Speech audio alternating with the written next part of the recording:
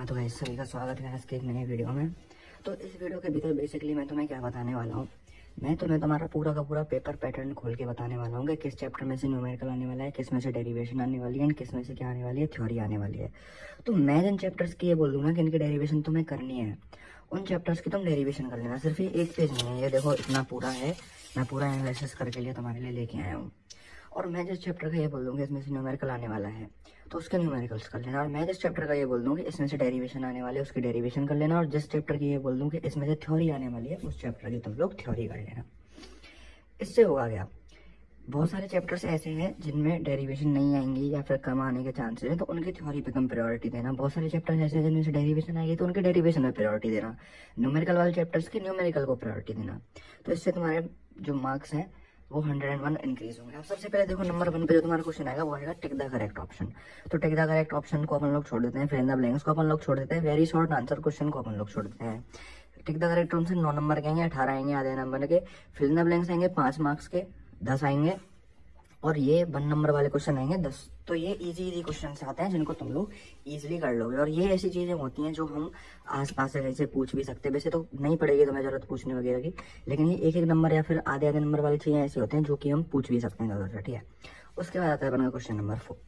अब question number 4 जो होता है, और क्वेश्चन नंबर 4 से लेकर क्वेश्चन नंबर 13, यानी कि ये जो सेक्शन बी है, सेक्शन ए इतना है, ये इतना सेक्शन ए है, ये सेक्शन ए। अब यहाँ से अपन का चालू हो जाता है सेक्शन बी। ये पूरे के पूरे जितने भी क्वेश्चंस हैं यहाँ पे, ये हैं तुम्हारे 1.5 नंबर के, ठीक है।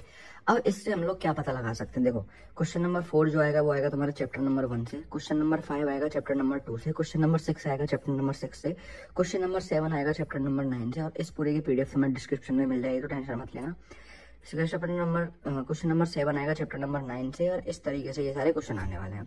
अब इससे अपन लोग क्या पता लगा सकते हैं कि यहाँ पे जो चैप्टर्स हैं उन चैप्टर्स में से डेरिवेशन नहीं आएंगी। 90% चांसेस यही है कि नहीं आएंगे, क्योंकि देखो चैप्टर नंबर 1 है जैसे कि, तो अब चैप्टर नंबर 1 की अपन लोग डेरिवेशंस की बात करें तो डाइपोल वाली है, सिलेंडर वाली है, प्लेन शीट वाली है और स्पेयर वाली है।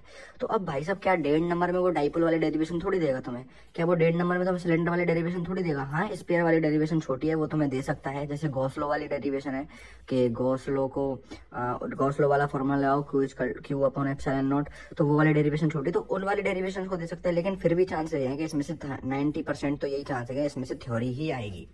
अब इसका मतलब ये बिल्कुल भी नहीं है कि तुम चैप्टर नंबर 1 की डेरिवेशंस को नहीं करोगे। भाई उसका क्या भरोसा, वो डाइपोल वाली डेरिवेशन दे दे तो हम उससे लड़ने थोड़े जाएंगे कि 1.5 नंबर में तूने डाइपोल वाली डेरिवेशन क्यों दी।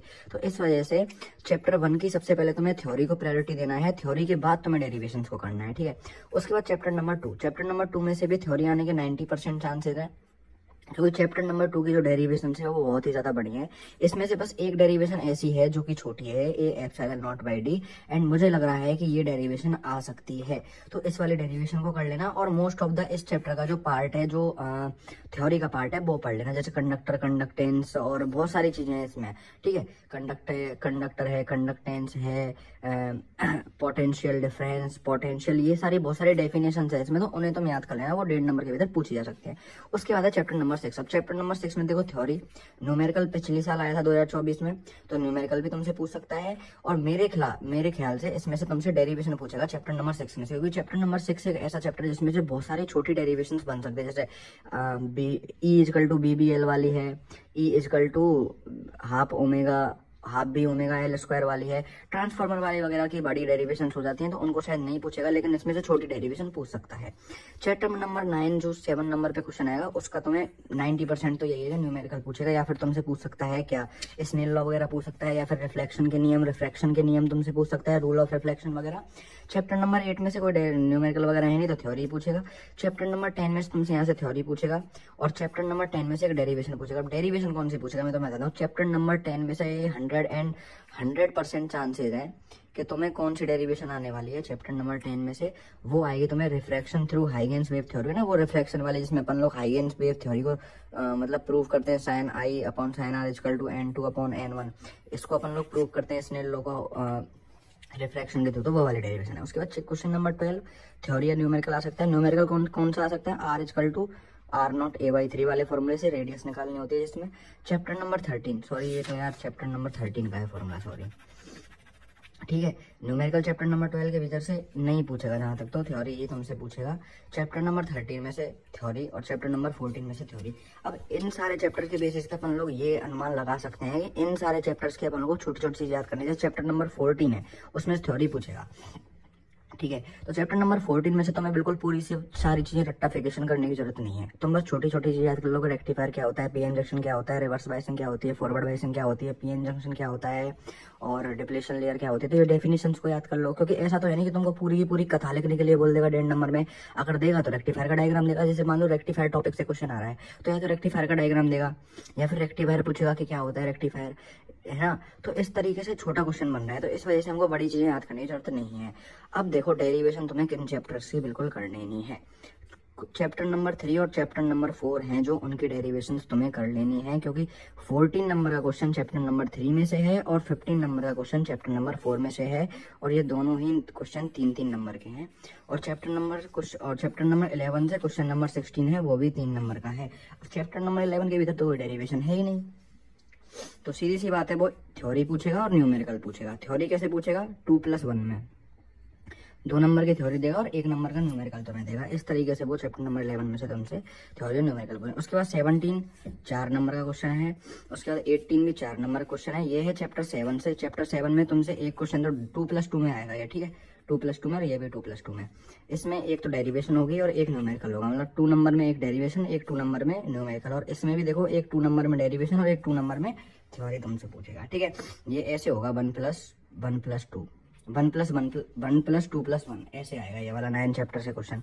अब इसके बेसिस पे अपन लोग क्या पता लगा सकते हैं, देखो चैप्टर 1, चैप्टर 2 और चैप्टर 6 की डेरिवेशंस को तुम लोगों को बाद में प्रायोरिटी देनी है। सबसे पहले चैप्टर नंबर 1 की थ्योरी कर लो, चैप्टर नंबर 2 की थ्योरी कर लो, चैप्टर नंबर 6 की थ्योरी को अच्छे से कर लो। उसके बाद तुम्हें इसकी डेरिवेशंस पे ध्यान देना है, ठीक है। चैप्टर 9 से तुम्हें न्यूमेरिकल कर लेने हैं। अभी मैं देखो पिछला दूसरा पन्ना खोल के दिखाता हूँ तुम्हें। अब इसके बेसिस पे अपन लोगों ने जो निष्कर्ष निकाला है वो क्या निकाला, रिजल्ट कि चैप्टर नंबर 1, 2, 5, 6, 8, 12, 13, 14 की तुम्हें थ्योरी बिल्कुल अच्छे से कर लेनी है। इनकी क्या कर लेनी है तुम्हें, थ्योरी जो है थ्योरी वो बिल्कुल अच्छे से कर लेनी है। अब इसका मतलब बिल्कुल भी ये नहीं है कि तुम फर्स्ट, सेकंड और 6 चैप्टर की डेरिवेशन को नहीं करोगे। फर्स्ट, सेकंड और 6 चैप्टर की डेरिवेशन को करोगे, लेकिन बड़ी बड़ी डेरिवेशन तुम लोग छोड़ सकते हो। जैसे चैप्टर नंबर 2 में डेरिवेशन है बड़ी वाली, जैसे वो r थीटा वाली डेरिवेशन है बड़ी वाली, उसको तुम लोग छोड़ सकते हो, नहीं आएगी 10 नंबर के भीतर, ठीक है। लेकिन फिर भी सारी की सारी चीजें तुम्हें एक बार जरूर से करनी है।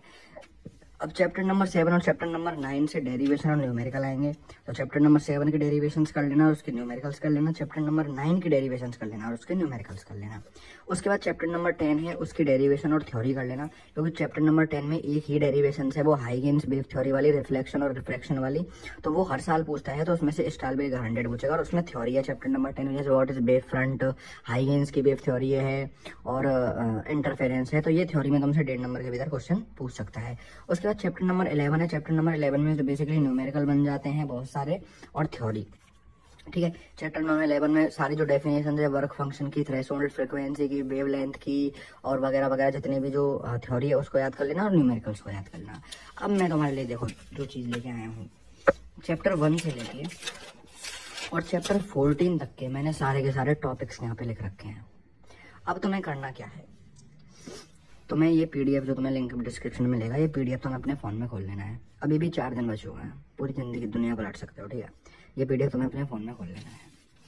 अब तुम्हें फोन में स्लाइड खोलनी है चैप्टर नंबर 1 वाली, ठीक है। अब तुम्हें देखना है कि चैप्टर नंबर 1 में कौन कौन से टॉपिक लिख रहे हैं।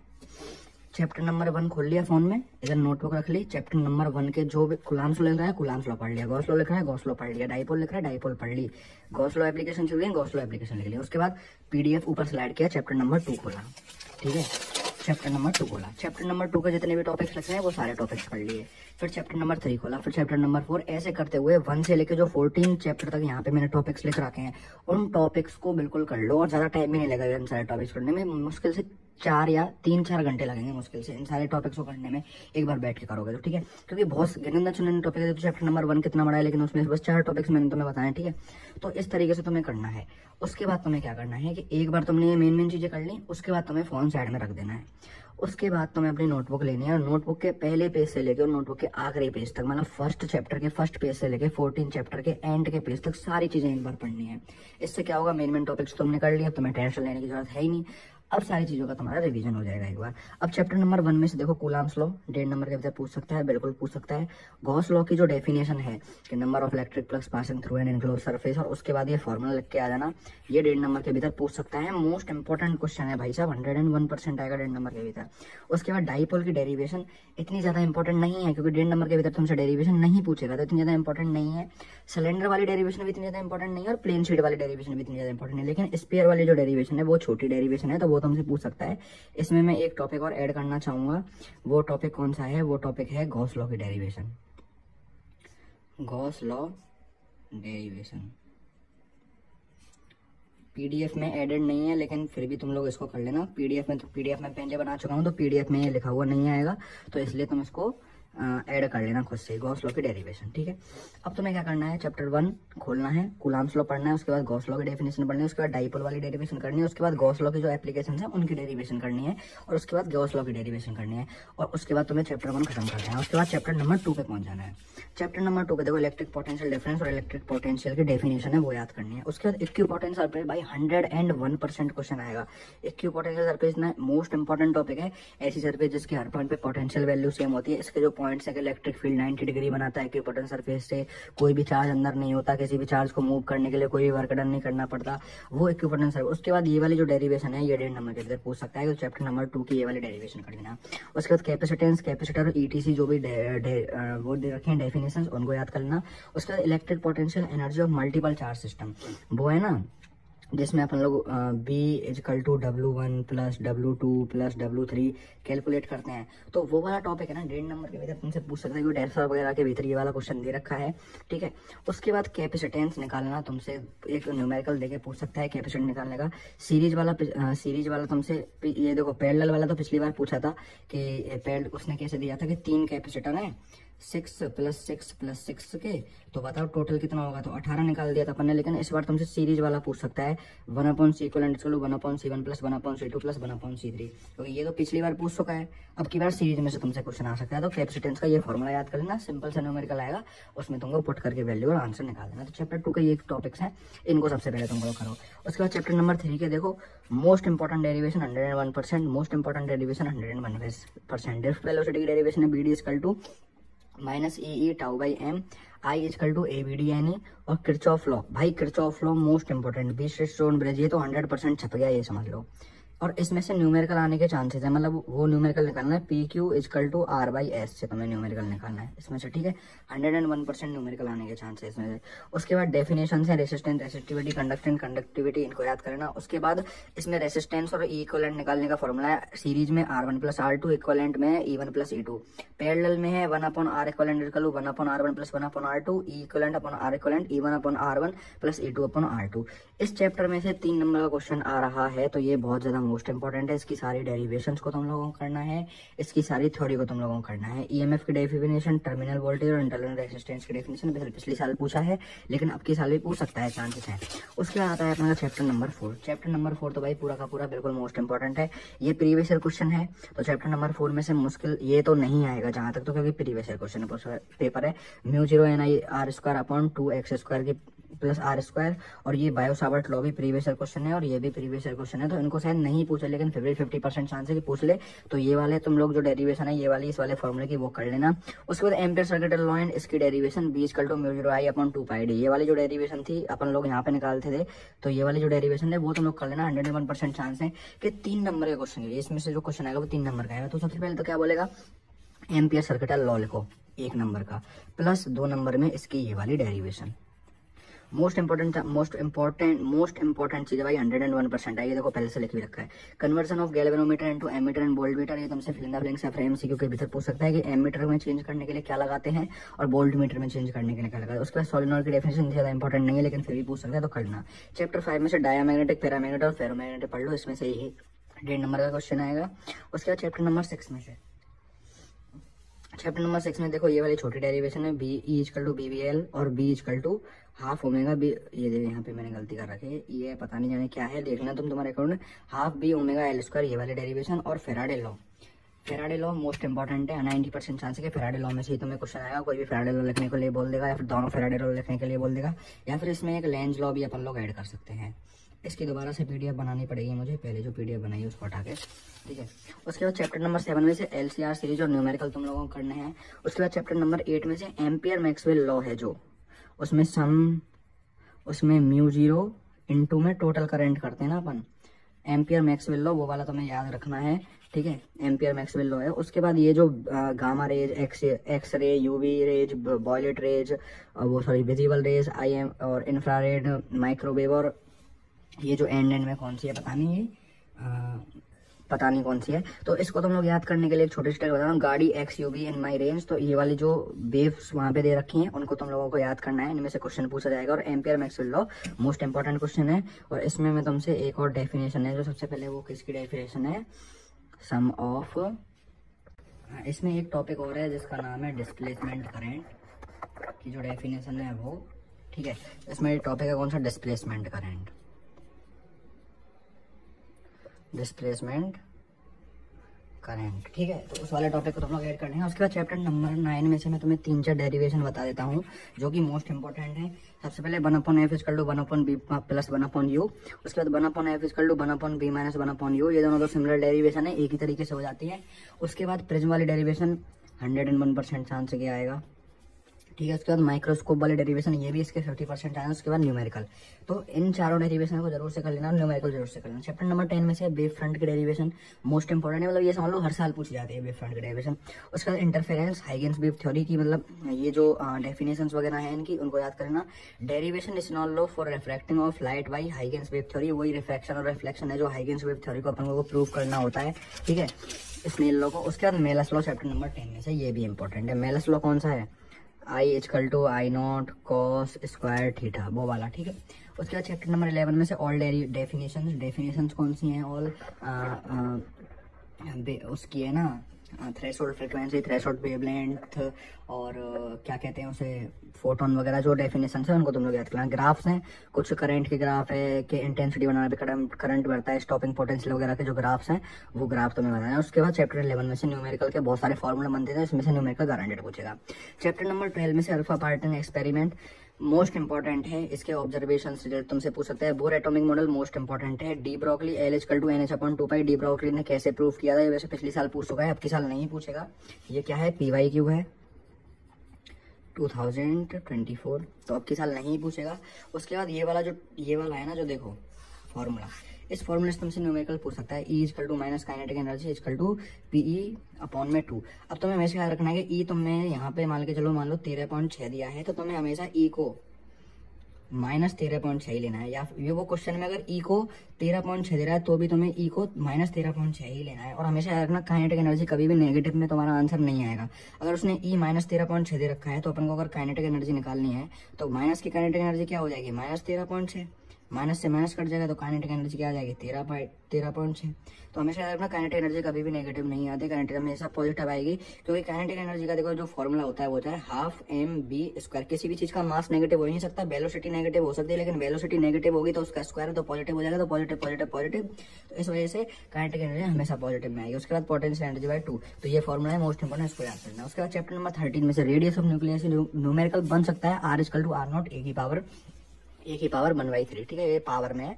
Mass defect, atomic mass unit, nuclear fusion, proton cycle, most important topics हैं, इनको तुम लोग बिल्कुल अच्छे से याद करना है। इसमें बाइंडिंग एनर्जी वगैरह है, जो चीजें हैं थ्योरी वाली, वो तुम लोग अच्छे से याद करना। चैप्टर नंबर 14 में जो डेफिनेशन है उनको याद कर लेना, जैसे डिफ्लेशन लेयर, PN जंक्शन, और PN जंक्शन यहाँ पे लेके रखा है, और क्या है, forward biasing, reverse biasing, rectifier वगैरह, ये जो छोटी मोटी चीजें हैं उनको तुम लोग याद करना है। चैप्टर नंबर 14 में छोटा सा क्वेश्चन आएगा थ्योरी का, बिल्कुल बेसिक सा, तो उसको तुम याद देना। अब इनका लिखने का क्या उद्देश्य है, अब तुम्हें मैं बताता हूँ, देखो सीधी सी बात।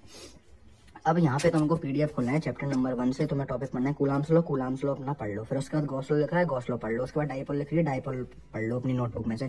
ऐसे करते हुए तुम्हें चैप्टर नंबर 1 से चैप्टर नंबर 14 तक जाना है, और जो टॉपिक्स के नाम लिख रहे हैं उन टॉपिक्स को करते हुए जाना है। जो टॉपिक्स लिख रहे हैं बस उन टॉपिक्स को करते हुए जाओ, और सारी चीजें छोड़ते हुए जाओ। जो टॉपिक्स लिख रहे हैं उन टॉपिक्स को करते हुए जाओ। उसके बाद तुम्हें क्या करना है, इस PDF को बिल्कुल साइड में रख के अपनी नोटबुक दोबारा से खोलनी है। अभी भी 4 दिन बचे होंगे, तुम आराम से कर सकते हो, ठीक है, आराम से फाड़ सकते हो तुम लोगों की, ठीक है। उसके बाद तुम्हें चैप्टर नंबर 1 से लेकर और चैप्टर नंबर 14 तक सब कुछ पढ़ते हुए जाना है, सारी डेरिवेशन करते हुए जानी है। बस इस चीज का याद रखो कि इन चैप्टर में से प्रोबेबली चांसेस यही है कि थ्योरी आएगी, डेरिवेशन नहीं आएगी। तो इनकी सबसे पहले बिल्कुल थ्योरी अच्छे से रट लो, ठीक है। Tick the correct option, fill in the blanks और वेरी शॉर्ट आंसर तो सारे चैप्टर्स में से ही आते हैं, आधे आधे नंबर के, ठीक है, आधे आधे नंबर के। तो इसलिए तुम लोग चैप्टर्स को अच्छे से पढ़ना। सबसे पहले यहाँ पे जो चैप्टर्स हैं इन चैप्टर्स की थ्योरी अच्छे से कर लो, ठीक है।